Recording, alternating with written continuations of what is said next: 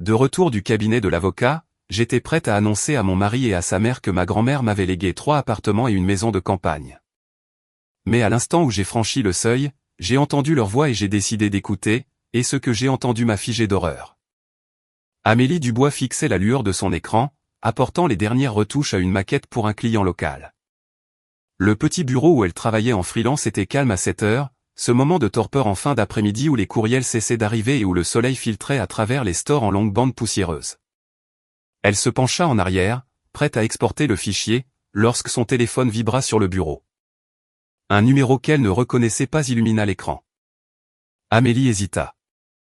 Les numéros inconnus signifiaient généralement du spam, des sondages ou des clients qui s'attendaient à ce qu'elle fasse des miracles du jour au lendemain. Pourtant, quelque chose la poussa à répondre. Elle glissa son doigt pour accepter et porta le téléphone à son oreille. « Bonjour. Est-ce que je parle bien à Amélie Dubois ?» demanda une voix féminine et calme. « Oui, c'est moi.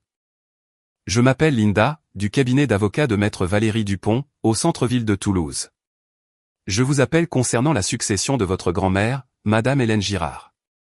Maître Dupont a besoin de vous rencontrer dès que possible. » Amélie se figea, ses doigts se resserrant sur le téléphone. « Je suis désolé, ma grand-mère ?» « Oui, » continua l'assistante. « Cela concerne sa succession. Nous aurons besoin que vous veniez avec une pièce d'identité. Maître Dupont vous expliquera tout en personne. »« Je pense qu'il doit y avoir une erreur, » murmura Amélie. « Ma grand-mère ne possédait rien. Elle a vécu toute sa vie dans une petite location. »« Je comprends, » répondit gentiment Linda. « Mais Maître Dupont vous donnera tous les détails. Pouvez-vous passer aujourd'hui ? Nous sommes ouverts jusqu'à 18 heures. » Amélie entendit sa propre voix répondre « oui », sans vraiment savoir comment.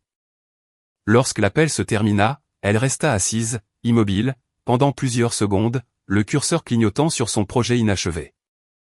La succession d'Hélène Girard. Rien de tout cela n'avait de sens. Sa grand-mère avait vécu si simplement, collectionnant les bons de réduction, raccommodant les mêmes gilets année après année, refusant de remplacer son vieux téléphone à clapet même lorsque les touches étaient usées. L'idée qu'il y ait une succession semblait presque surréaliste. Amélie enregistra son travail automatiquement et éteignit son ordinateur. Elle sentait sa poitrine se serrer, pas vraiment de peur, mais d'une confusion si dense qu'elle ne pouvait y voir clair. Elle attrapa son sac, marmonna un rapide au revoir à la réceptionniste qui leva à peine les yeux, et sortit dans la chaleur sèche de la fin de journée. L'air de la région toulousaine la frappa comme un drap chaud alors qu'elle traversait le parking. Elle déverrouilla sa voiture, s'y glissa et resta assise un instant. Que pouvait bien lui vouloir Valérie Dupont? Qu'est-ce qu'Hélène aurait pu laisser derrière elle, à part quelques albums photos et les vieilles figurines en céramique qu'Amélie avait mises en carton après l'enterrement? Elle mit le contact et s'engagea dans la rue. Le bourdonnement familier de la circulation ne fit rien pour apaiser ses nerfs. Alors qu'elle se dirigeait vers le centre-ville, la ville se déployait autour d'elle dans des tons de briques roses, des bâtiments anciens, des trottoirs usés et les longues ombres des Pyrénées qui s'étiraient à l'horizon. De manière inattendue, des souvenirs firent surface. Les mains douces d'Hélène guidant les siennes quand elle était enfant. Son rire chaleureux, la force tranquille qu'elle portait même après avoir tant perdu. Amélie cligna des yeux, ne sachant pas pourquoi ses souvenirs semblaient plus vifs maintenant.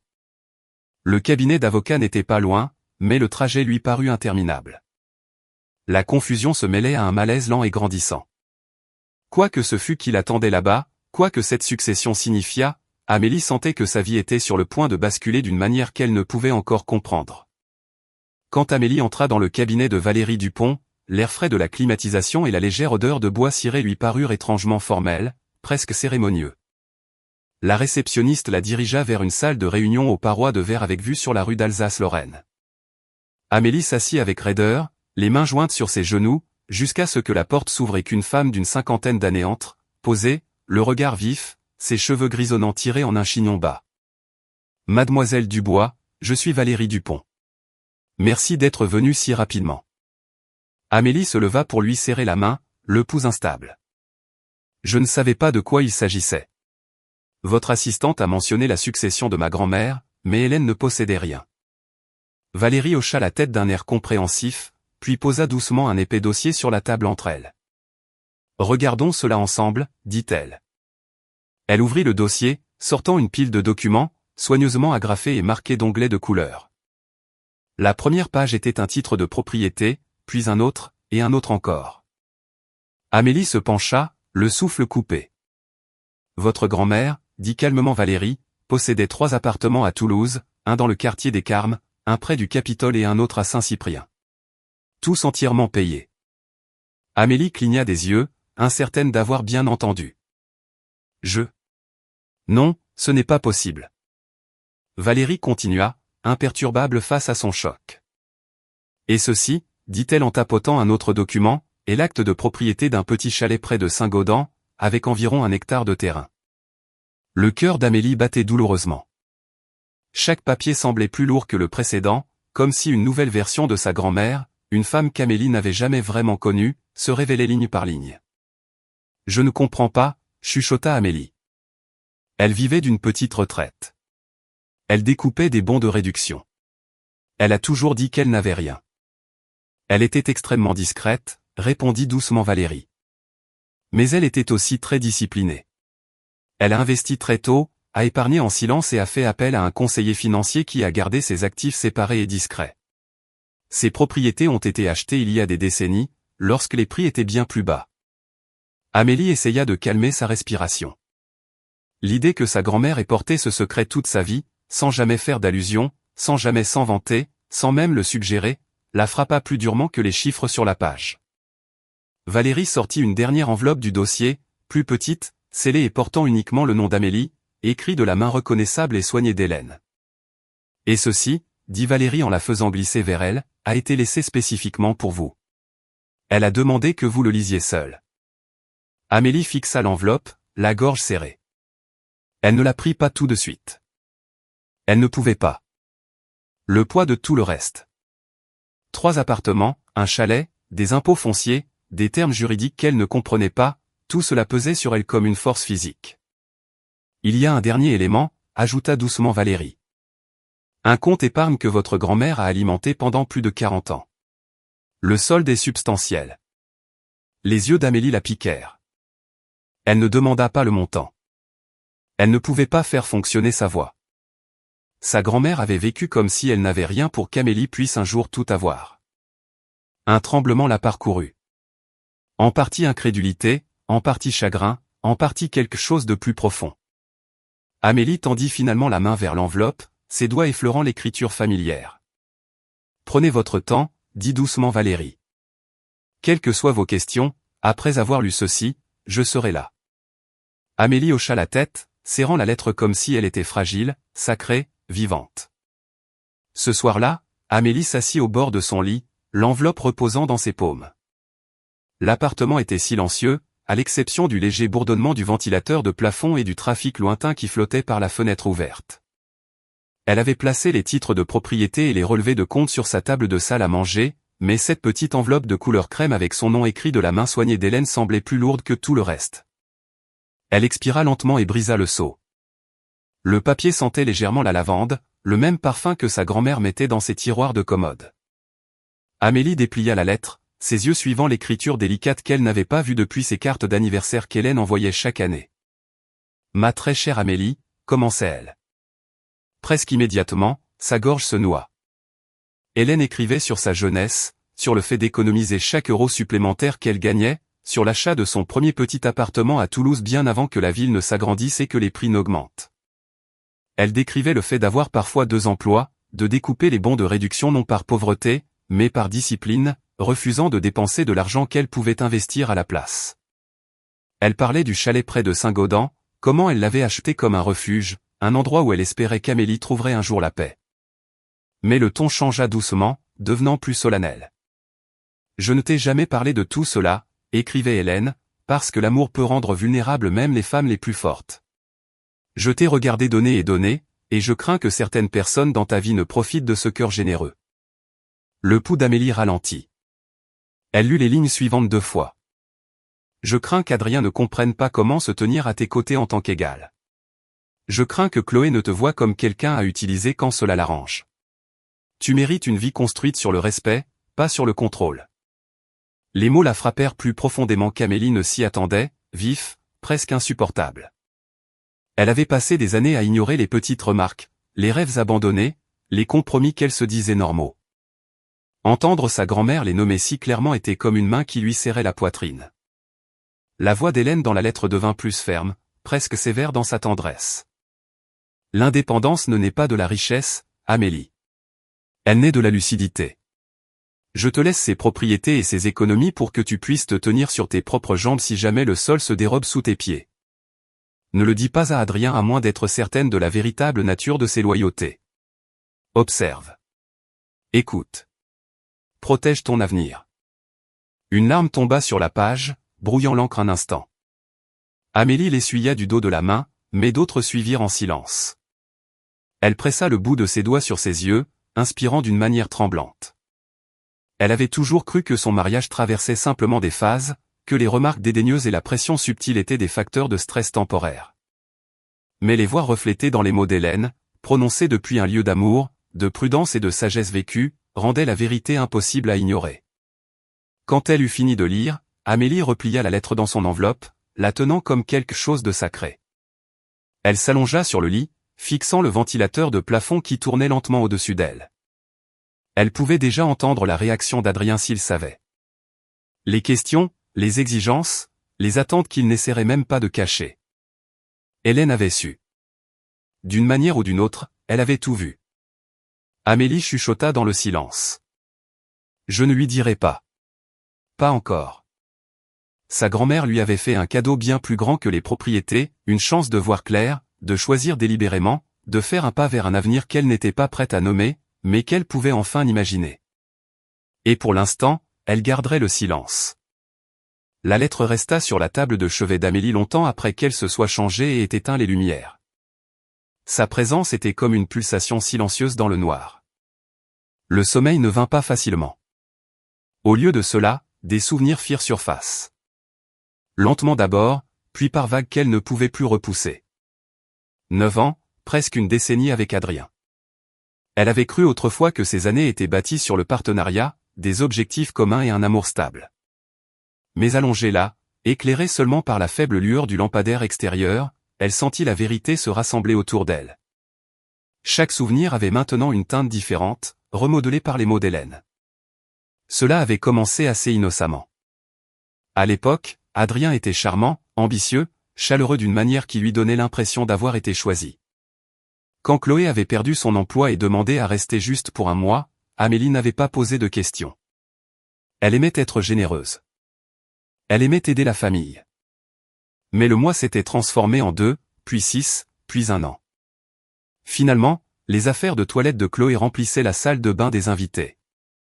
Ses chaussures s'alignaient dans l'entrée. Ses opinions remplissaient chaque espace silencieux de l'appartement.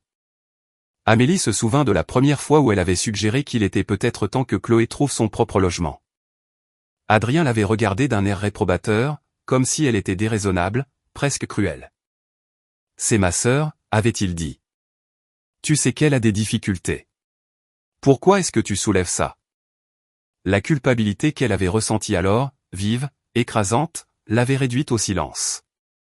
Et donc Chloé était restée. Amélie se tourna sur le côté, ses doigts traçant le pli du drap tandis que d'autres souvenirs filtraient, chacun portant sa propre petite piqûre. Comment Chloé critiquait ses vêtements, disant des choses comme « Tu es trop vieille pour ce style » ou « Cette couleur ne te va pas, Amélie ». Comment Adrien ne la défendait pas, se contentant de hausser les épaules en disant que Chloé partait d'une bonne intention. Comment chaque décision qu'Amélie essayait de prendre, choix de carrière, événements sociaux, même les meubles à acheter, passaient inévitablement par Chloé comme un processus d'approbation tacite. Ce travail n'est pas assez stable. Cet ami est trop égocentrique. Pourquoi gaspiller de l'argent pour des passe-temps? Ça ne te correspond pas vraiment. Et Amélie, voulant l'harmonie, voulant l'amour, cédait lentement, petit à petit. Elle avait arrêté ses cours de peinture, arrêté de voir certaines amies pour déjeuner le week-end, arrêté de s'exprimer lorsque les choses lui semblaient injustes. La version d'elle-même qu'elle avait autrefois reconnue, brillante, curieuse, tranquillement déterminée, avait été érodée par petits morceaux presque invisibles. Elle ferma les yeux, sentant sa poitrine se serrer. Sa grand-mère l'avait vue.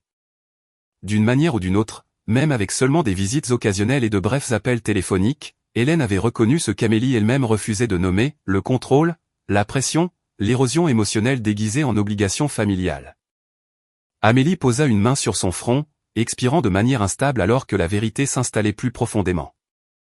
Elle avait passé des années à se faire toute petite pour maintenir la paix, pour préserver le mariage, pour éviter d'être qualifiée de difficile ou d'ingrate.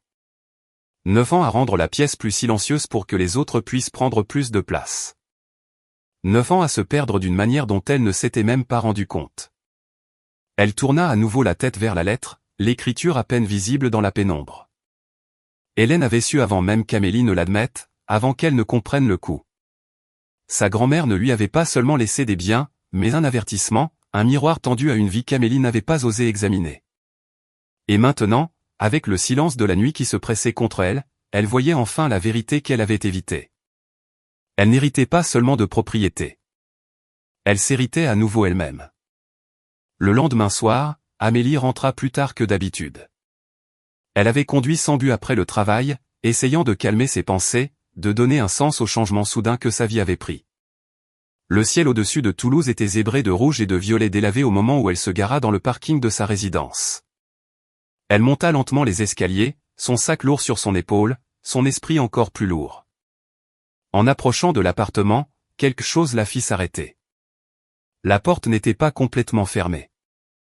Elle était légèrement entr'ouverte, peut-être de 2 centimètres, juste assez pour laisser passer le son. Et de l'intérieur, elle entendit des voix. Le ton bas et irrité d'Adrien. Le murmure aigu et tranchant de Chloé. Amélie se figea. Elle ne respirait plus. Elle ne bougeait plus. Elle écoutait simplement. Je te le dis, elle est trop naïve pour gérer tout ça, dit Chloé. Valérie Dupont l'a appelée, donc elle a dû avoir les détails aujourd'hui. Adrien expira de frustration. Je n'arrive toujours pas à croire que cette vieille femme lui ait laissé toutes ses propriétés. 3 appartements, un chalet près de Saint-Gaudens. Pourquoi faire? Elle n'a quasiment rien fait pour Hélène. Le sang d'Amélie se glaça. Chloé ricana. S'il te plaît. Amélie a juste eu de la chance. Elle est crédule. Elle l'a toujours été. C'est pour ça que ça va marcher. Il y eut un bruissement. Adrien faisait les 100 pas. Peut-être. Il faut qu'on la pousse à vendre rapidement. Si elle liquide tout, ça représente des centaines de milliers d'euros en liquidité. Assez pour le projet d'investissement solaire, le plan d'affaires, tout. Tout, répéta Chloé. Mais il faut qu'elle pense que c'est sa propre idée. Faisons une affaire de famille. Faisons-la se sentir coupable si elle n'aide pas. Le cœur d'Amélie battait douloureusement. Elle posa une main contre le mur pour se stabiliser. Et une fois que tout sera signé et transféré, continua Adrien, sa voix d'un calme glacial, je demanderai le divorce. Une rupture nette. Elle ne se battra pas. Elle ne se bat jamais pour rien. Chloé éclata de rire. Exactement. Elle se laissera faire comme toujours, et tu seras enfin libre, ajouta Adrien. Et avec les actifs liquidés, il ne restera plus rien qui soit lié à elle. Pas de partage compliqué. Amélie sentit la pièce vaciller. Une lente vague nauséeuse lui monta à l'estomac. Il savait. Il savait tout, ce qui signifiait que quelqu'un au cabinet de l'avocat avait parlé, ou que quelqu'un l'avait vu là-bas, ou plus probablement, qu'Adrien l'avait observé d'assez près pour deviner la vérité. Elle se força à rester parfaitement immobile, sa respiration fine et saccadée. Chaque instinct lui hurlait de fuir, mais elle ne bougea pas. Elle plongea lentement la main dans son sac, en sortit son téléphone et appuya sur l'écran pour enregistrer. Son pouce tremblait, mais elle tint le téléphone fermement près de l'entrebâillement de la porte. À l'intérieur, la conversation se poursuivait. Il faut juste être patient, dit Chloé. Jouer les gentils. Lui donner l'impression d'être apprécié. Une fois qu'elle vend, on récupère l'argent et puis, elle claqua des doigts. Fini. Ouais, acquiesça Adrien. Elle ne verra jamais rien venir. Les yeux d'Amélie se brouillèrent. Tout son corps était froid, bien que des sueurs froides perlent dans ses paumes. Elle écouta encore un instant, assez longtemps, espérait-elle, pour capturer ce dont elle avait besoin, puis arrêta l'enregistrement discrètement. Elle recula de la porte, se déplaçant silencieusement dans le couloir, son rythme cardiaque martelant ses oreilles. Sa grand-mère l'avait prévenue, mais rien n'aurait pu la préparer à cela. Il ne se contentait pas de l'utiliser. Il prévoyait de l'effacer. Amélie dormit à peine cette nuit-là. Elle resta éveillée dans la faible lueur du réveil numérique, la conversation enregistrée tournant en boucle dans son esprit jusqu'à ce que chaque mot semble gravé dans ses côtes. Au lever du soleil, elle savait qu'elle ne pouvait pas affronter Adrien, pas avec ce qu'elle comprenait maintenant, pas avec ce qu'elle avait entendu. Ses mains tremblaient en s'habillant, mais sa décision était claire. Elle avait besoin d'aide. En milieu de matinée, elle était assise dans sa voiture devant le cabinet de Valérie Dupont, serrant son téléphone si fort que ses jointures blanchissaient. Elle avait appelé à l'avance et Valérie avait accepté de la recevoir immédiatement. Quand Amélie entra dans la salle de réunion familière, Valérie ferma la porte derrière elle avec un soin délibéré. « Amélie, dit-elle doucement, vous sembliez angoissée au téléphone. Que s'est-il passé ?» Amélie ne parla pas tout de suite. Elle ouvrit simplement ses messages, appuya sur lecture et posa le téléphone sur la table. La pièce se remplit de la voix d'Adrien, froide, confiante, calculatrice. Le ton suffisant de Chloé suivit. Ensemble, ils exposaient leurs plans, poussaient Amélie à liquider les biens, récupérer l'argent sous le couvert de projets familiaux, puis la rayer de leur vie par le divorce. Valérie écouta sans interruption, son expression se durcissant à chaque seconde qui passait. Lorsque l'enregistrement se termina, elle se pencha lentement en arrière, croisant les mains. « Je suis très heureuse que vous soyez venu me voir, dit-elle. Et je suis encore plus heureuse que vous ayez enregistré cela. » Amélie déglutit. « Qu'est-ce que je dois faire ? Ils pensent que je ne sais rien. Ils sont déjà en train de tout planifier. » La voix de Valérie devint ferme et stable. Le ton de quelqu'un qui avait navigué dans bien trop de tempêtes similaires. « D'abord, vous devez comprendre quelque chose clairement. Selon la loi française, tous les biens reçus en héritage sont légalement considérés comme des biens propres. Ils vous appartiennent uniquement à vous. Adrien n'a aucun droit sur les appartements, le chalet ou les économies de votre grand-mère, à moins que vous ne choisissiez de les mettre en commun ou de transférer la propriété. Il ne peut toucher à rien sans votre consentement. » Amélie sentit un petit souffle s'échapper d'elle, un mélange de soulagement et d'incrédulité. « Donc, il ne peut pas me forcer à vendre ? » ?»« Absolument pas, dit Valérie. Mais vous devez être prudente. Les gens qui se sentent en droit de recevoir de l'argent deviennent souvent imprévisibles lorsqu'ils réalisent qu'ils ne peuvent pas y accéder. Votre priorité maintenant est de vous protéger, vous et vos biens. » Valérie tira un bloc-notes vers elle, écrivant une courte liste en traits soignés et gras. « Voici ce que vous devez faire immédiatement. 1. Ouvrez un compte bancaire privé à votre nom seul dans une banque qu'Adrien n'utilise pas. 2. Louez un coffre-fort pour tous les actes de propriété, les relevés et la lettre de votre grand-mère. 3. Sortez tous les documents de propriété, chaque copie originale, de votre appartement. 4. Ne dites rien à Adrien. Ni sur le compte, ni sur les propriétés, ni sur la lettre. 5. Continuez à vivre comme d'habitude. Pas de changement soudain, pas de confrontation. Gardez tout exactement comme ils s'y attendent. » Amélie hocha la tête, absorbant chaque étape comme s'il s'agissait de bouées de sauvetage. « C'est le début de votre stratégie de sortie, » dit Valérie doucement mais fermement. « Vous partirez selon votre propre calendrier, pas le leur. Mais pour l'instant, le silence est votre protection. » Amélie expira d'une manière tremblante. La peur n'avait pas disparu, mais elle avait maintenant une forme, quelque chose qu'elle pouvait naviguer au lieu de s'y noyer. « Merci, » chuchota-t-elle. Valérie posa une main rassurante sur son bras. « Vous n'êtes pas seul dans cette épreuve. Nous ferons cela de la bonne manière. » Et dans cette pièce calme au-dessus du centre de Toulouse, Amélie fit son premier pas délibéré hors de la vie qu'Adrien et Chloé croyaient contrôler, vers une vie qu'elle allait enfin revendiquer pour elle-même. Pendant les jours qui suivirent, Amélie se déplaça dans sa maison comme si elle marchait sur une fine couche de glace. Prudemment, silencieusement, tous les sens aiguisés. Les instructions de Valérie résonnaient dans son esprit à chaque pas qu'elle faisait. Elle garda ses documents hors du domicile, ouvrit un nouveau compte privé avec l'argent des économies de sa grand-mère, et portait la clé du coffre-fort sur une fine chaîne sous son chemisier. En apparence, rien n'avait changé. Intérieurement, tout était différent. Adrien le remarqua. Mais au lieu de suspicion, il répondit par quelque chose de bien pire. De la chaleur.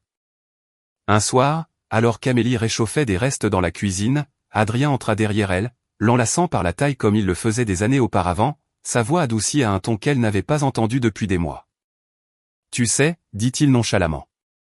Je pensais, peut-être qu'il est temps de fonder une famille. » Les mains d'Amélie se figèrent sur le bord du plan de travail.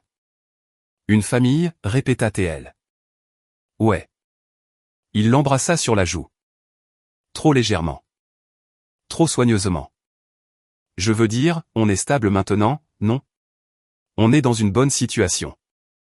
Et peut-être qu'il est aussi temps de penser à une plus grande maison, quelque chose de spacieux, de moderne, quelque chose où on pourrait vraiment construire un avenir. » Amélie garda un visage neutre, mais une prise de conscience froide s'installa dans son estomac. Il n'essayait même pas de cacher le scénario. Une plus grande maison, fonder une famille, construire pour l'avenir. Des mots taillés sur mesure pour invoquer la culpabilité, l'obligation, le sacrifice, tout ce sur quoi il s'était toujours appuyé. Elle se tourna lentement, forçant un petit sourire. C'est une grande étape. Exactement, dit-il vivement. Trop vivement. C'est pourquoi nous devons commencer à planifier tôt. Ces choses-là demandent, eh bien, des ressources, mais on trouvera une solution. Amélie hocha la tête, ne disant rien. Son téléphone, face cachée sur le comptoir, enregistrait déjà. Le lendemain matin, la comédie continua.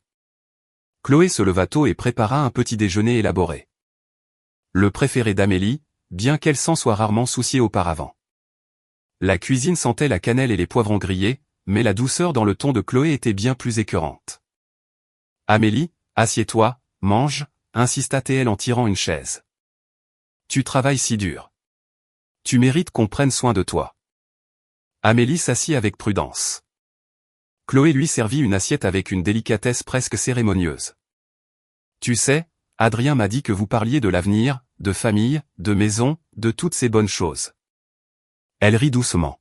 « Je suis si heureuse pour vous. » Amélie murmura simplement « Merci. » Mais Chloé n'avait pas fini. « Alors, as-tu réfléchi à comment vous allez financer tout ça?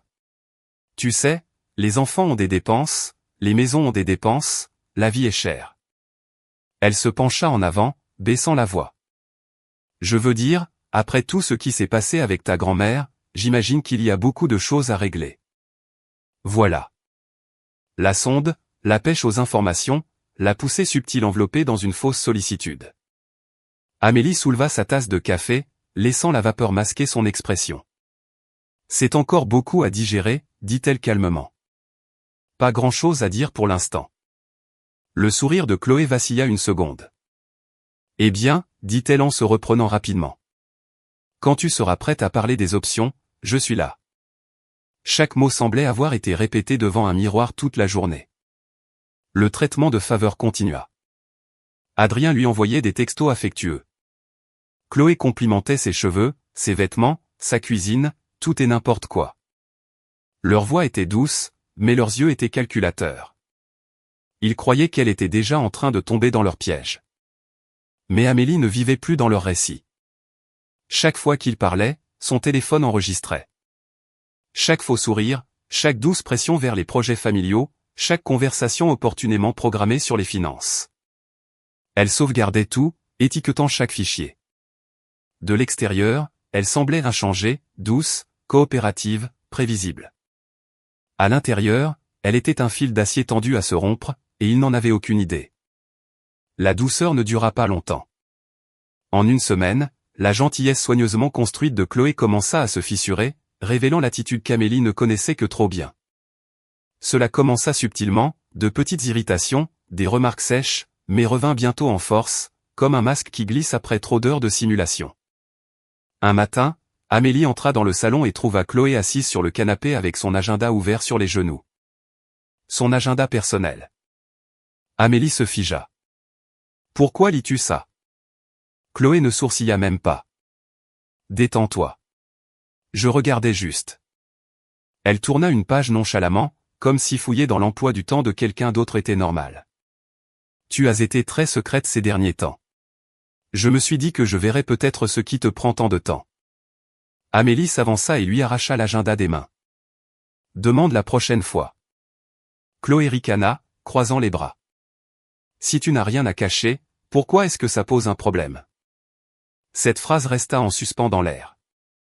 Tranchante, provocatrice, intentionnelle. Plus tard dans l'après-midi, Chloé renversa accidentellement le sac à main d'Amélie en faisant le ménage, en renversant le contenu. Quand Amélie entra, Chloé haussa les épaules. Peut-être que si tu ne gardais pas autant de choses privées dans ton sac, je ne serais pas surprise. Et ce soir-là, elle se plaignit bruyamment à Adrien qu'Amélie était paranoïaque, difficile et émotionnellement instable. Cela fonctionna.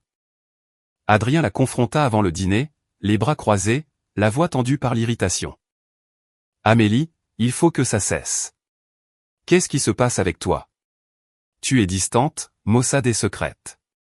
On est censé être des partenaires. Elle continua de couper des légumes, son mouvement régulier.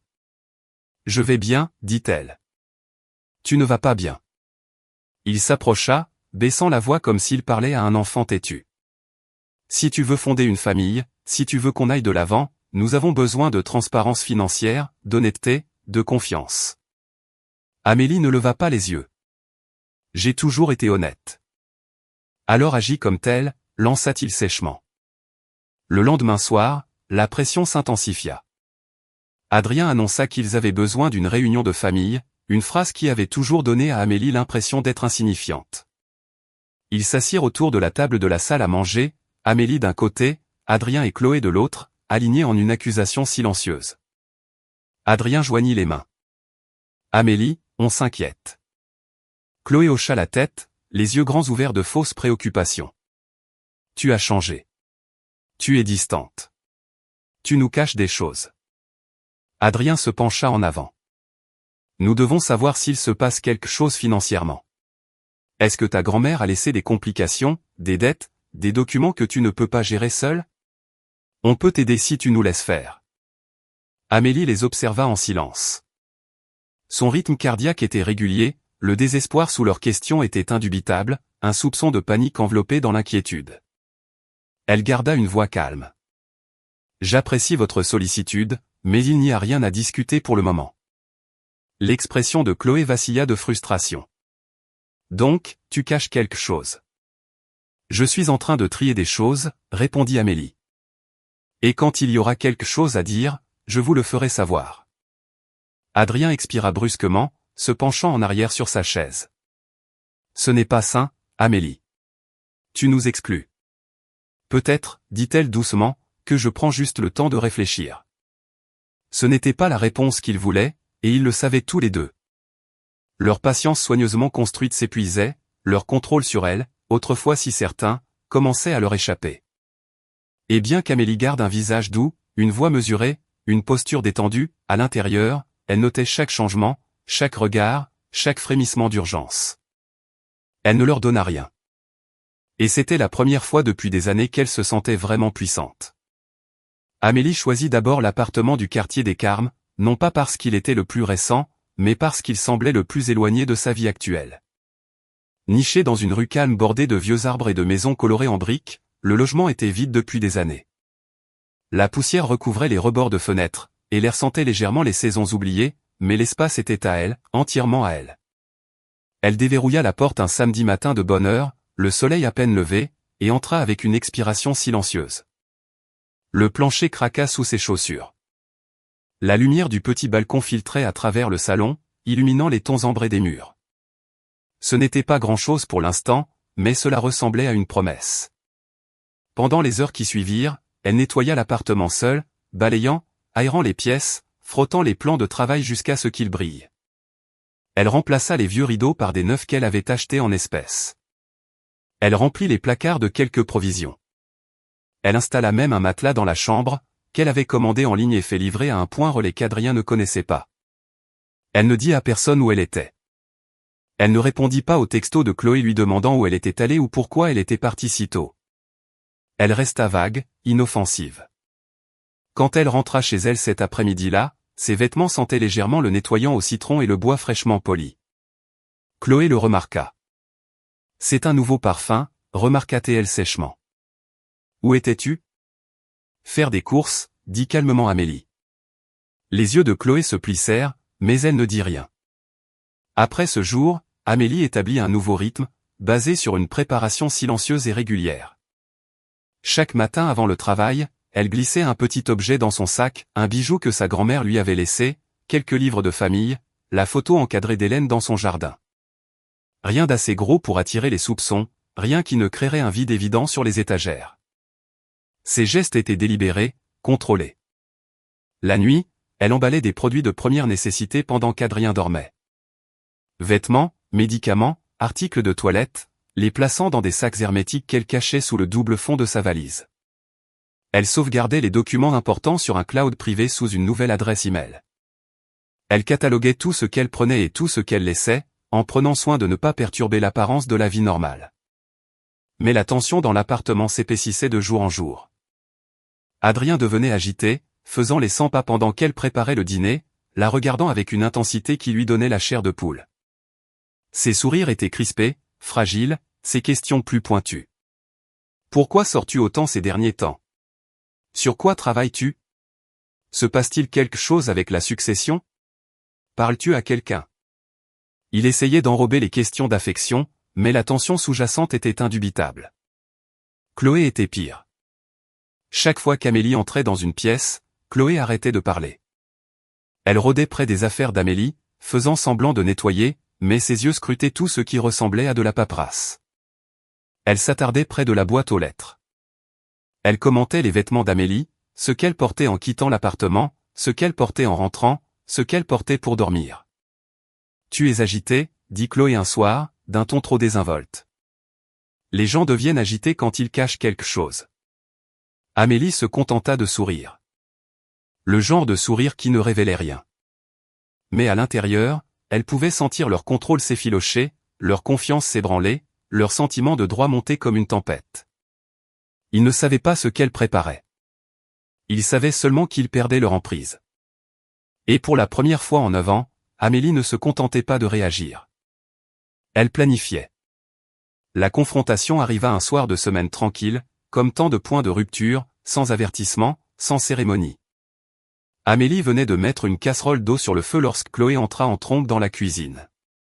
Ses pas étaient secs, son expression tordue par une hostilité qu'elle ne prenait plus la peine de cacher. Elle se positionna entre Amélie et la porte, la piégeant efficacement. « Il faut qu'on parle », lança Chloé. Amélie ne leva pas les yeux de la cuisinière. « Je suis en train de cuisiner. » Ce n'est pas une option. Chloé s'approcha, sa voix s'élevant. « Tu nous as évités, tu as évité les vraies conversations, et franchement, on en a marre d'être patient. » La main d'Amélie resta stable alors qu'elle attrapait une cuillère en bois. « Que veux-tu » demanda-t-elle calmement.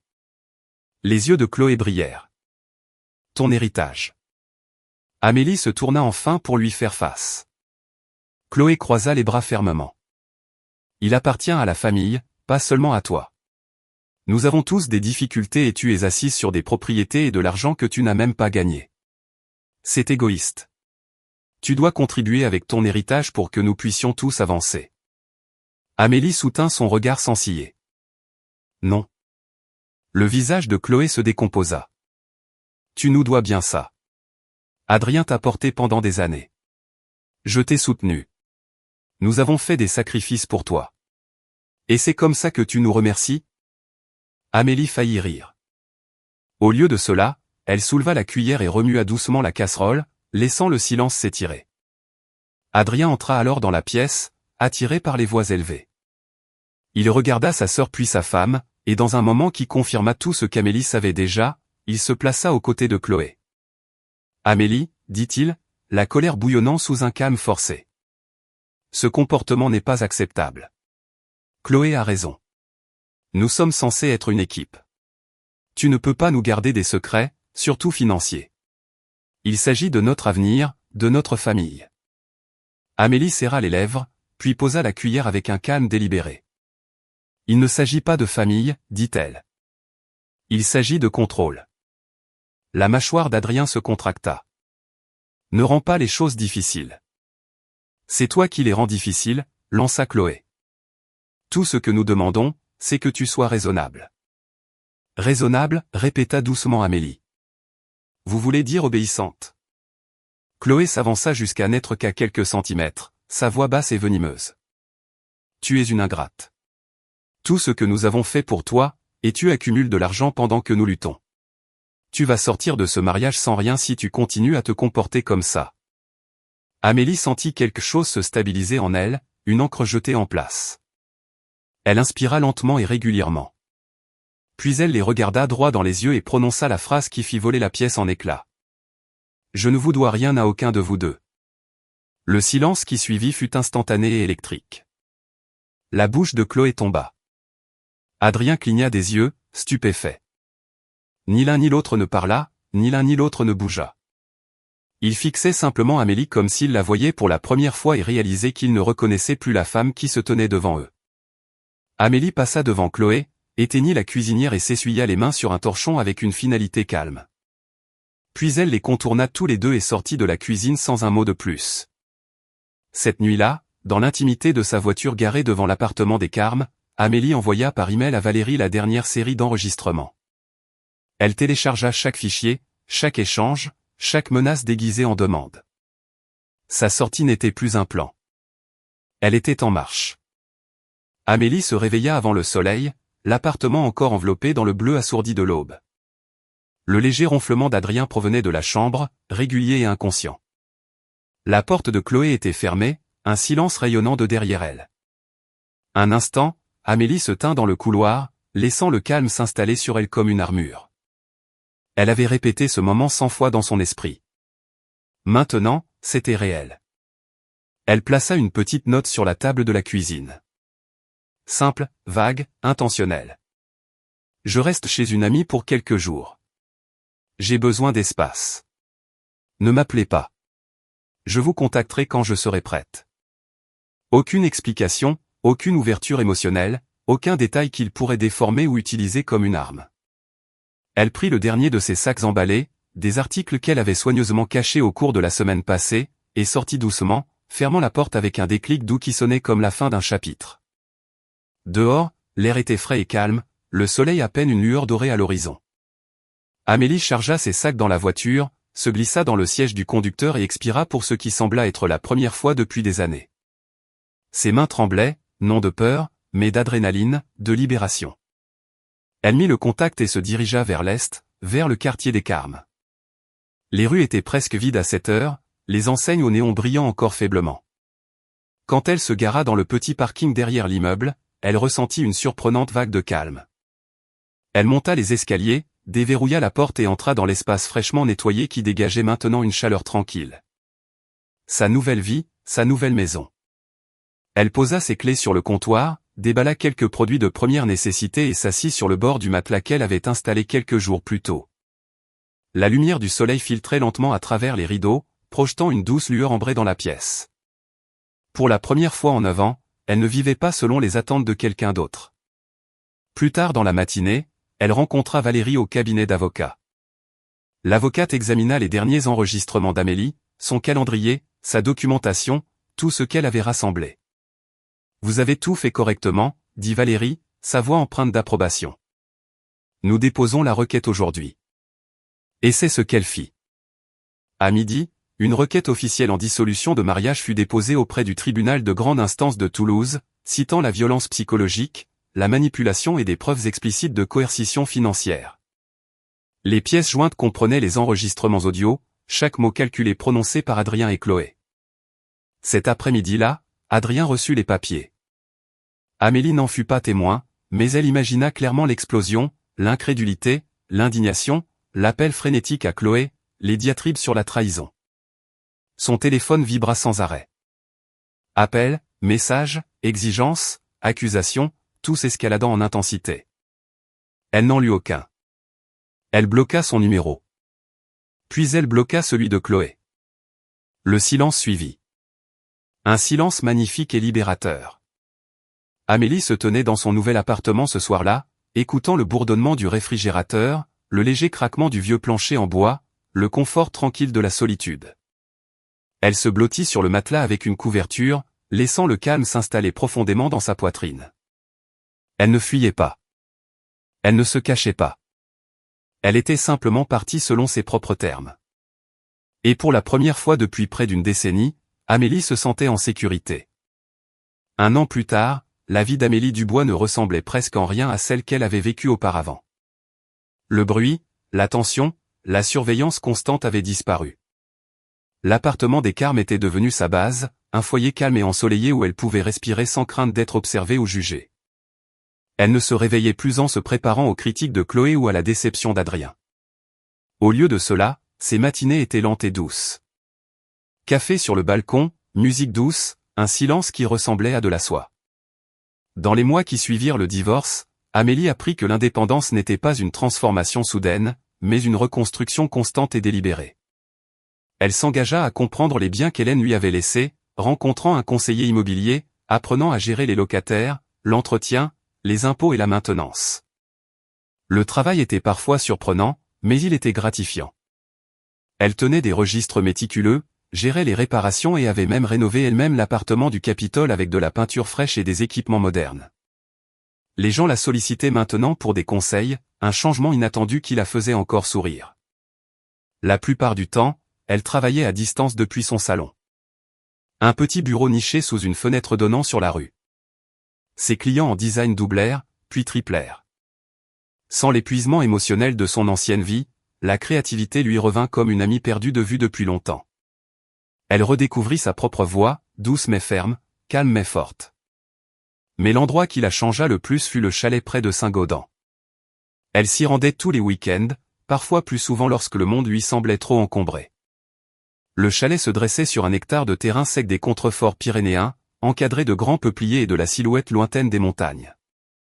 Le vent y avait un son différent, plus léger, sans fardeau, bruissant à travers les broussailles d'une manière qui lui dégageait la poitrine à chaque fois. Elle planta un petit jardin à côté de la terrasse. Elle ponça les marches en bois et restaura le vieux fauteuil à bascule qu'Hélène avait autrefois utilisé. Elle apprit le son des renards au crépuscule et la façon dont la lumière du soleil se déversait sur le sol au lever du jour. Elle fit du chalet le sien, pièce par pièce, non pas avec luxe, mais avec intention. Elle ne chercha jamais de relation amoureuse. Ce n'est pas qu'elle en avait peur. Ce n'était tout simplement pas la saison pour ça. Son cœur apprenait encore ce que signifiait battre pour elle-même seule. La guérison devint son propre voyage silencieux et sacré. Elle fit de longues promenades dans la vallée de la Garonne, explora les marchés de producteurs, s'inscrivit à un cours de poterie où personne ne connaissait son passé. Lentement, doucement, elle apprit à vivre sans se rétrécir. Parfois, elle pensait à Adrien, imaginait le choc qui s'était transformé en colère, la colère en désespoir, et finalement le désespoir en silence. Le divorce avait été finalisé rapidement grâce aux enregistrements et à la frontière juridique claire des biens propres. Il n'avait pas reçu un centime. Chloé avait disparu de sa vie aussi vite qu'elle l'avait envahie. Au début, l'absence semblait étrange. Puis elle se sentit comme un soulagement. Amélie ne les détestait plus. Elle ne les aimait pas non plus. Elle ne portait tout simplement plus le poids d'essayer de comprendre leur cruauté. Les seuls vestiges de cette vie étaient les leçons et la ferme résolution de ne plus jamais laisser personne la traiter de cette façon. Un soir de début d'automne, elle était assise sur la terrasse du chalet, enveloppée dans une couverture douce, une tasse de tisane réchauffant ses mains. Le ciel s'étendait, large et infini au-dessus d'elle, passant de l'orange au rose profond puis au violet. Le coucher de soleil sur les Pyrénées avait toujours eu quelque chose de sacré. Mais ce soir, il semblait différent, comme une bénédiction. Elle pensa à Hélène, puis à la femme qui avait épargné en silence, planifié en secret, et laissé à Amélie les clés d'un avenir dont elle ne savait pas qu'elle avait besoin. Un avenir bâti non pas sur l'argent, mais sur la lucidité, la résilience et le choix. Merci, chuchota Amélie dans l'air qui se rafraîchissait. Ce n'était pas fort. Ce n'était pas nécessaire. La dernière lumière glissa derrière les montagnes, peignant les nuages d'or. Amélie expira longuement et lentement, sentant le poids du passé se lever enfin de ses épaules. Elle avait traversé la tromperie, la trahison et la perte. Et maintenant, enfin, pleinement, elle était libre.